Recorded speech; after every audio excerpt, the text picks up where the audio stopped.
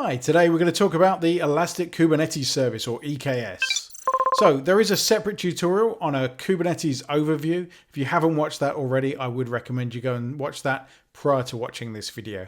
Today we're going to talk specifically about EKS. So we have an EKS control plane, which is essentially a managed set of master nodes for Kubernetes. They run highly available across multiple availability zones, and they are essentially hidden from you, although they run in your account. The nodes, you can see they're just created as an auto-scaling group within your AWS account, and you'll see the EC2 instances that make up those nodes, and you can connect to them as well, potentially, depending on how you have that configured. There is also an option to run Kubernetes on top of Fargate in a serverless or serverless-ish type environment.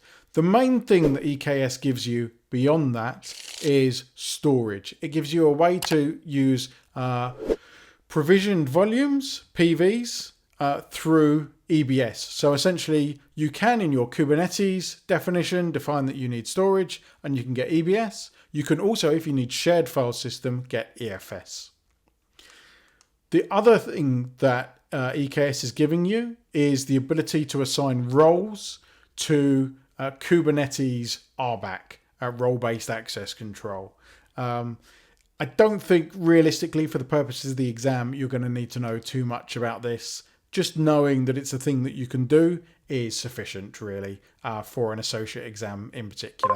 Here's a nice summary for you. Until next time, enjoy the cloud.